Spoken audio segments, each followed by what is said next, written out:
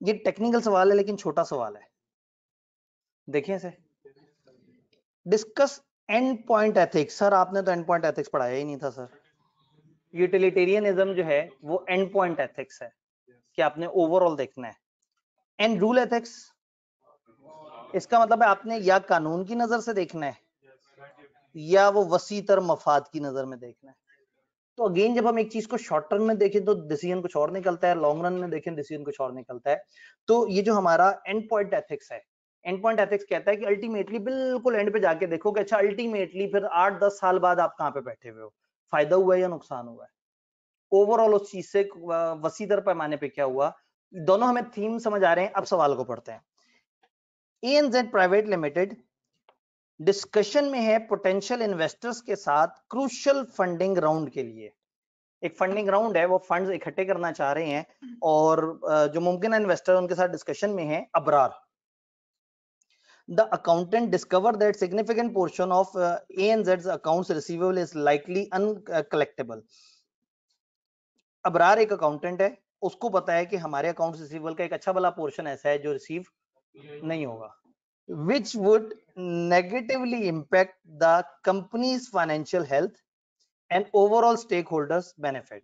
बहुत ज्यादा रिसीवेबल हमारा नहीं कलेक्ट होगा जिसकी वजह से कंपनी की फाइनेंशियल हेल्थ भी खराब होगी और ओवरऑल स्टेक होल्डर को बेनिफिट भी नहीं मिलेगा। ANZ मैनेजमेंट ने अबरार से कहा है कि तुम एक काम करो, इन बैड डेट्स को फिलहाल रिकॉग्नाइज ना करो ताकि हमारी ज्यादा फाइनेंशियल पिक्चर बेहतर नजर आ सके। अब रूल एथिक के मुताबिक असूलन बता देना चाहिए, बैड डेट रिकॉर्ड करने चाहिए। जब आपको नजर आ रहा है कि नहीं होंगे तो आपको ये 100% डिस्क्लोज कर देने चाहिए कि ये गलत है और इससे कंपनी को नुकसान हो रहा है, तो आने वालों को आने से पहले पता हो कि कंपनी के हालात बुरे हैं। दूसरी तरफ आते हैं, अब लॉन्ग टर्म सोचें।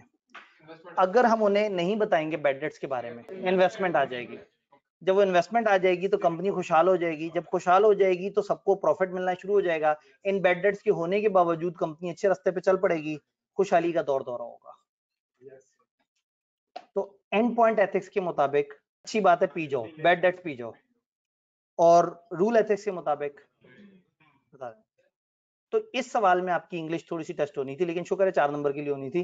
तो ये सवाल जो अपेरेंटली ना आखिरी लाइन पढ़ के मुंह का जायका एक दफा खराब हो गया था, फिर आपने लेक्चर की बातें सोची, फिर आपको एग्जांपल जहन में आई। अब वही वाली बात है, आप किताब को जितना मर्जी रट्टा मार लेते, अगर वो लेक्चर का कॉन्टेक्स्ट आपके जहन में ना होता, वो एग्जांपल जहन में ना होती, तो ये एक मुश्किल सवाल था, ये इस पेपर का एक टेढ़ा सवाल कंसिडर हुआ था।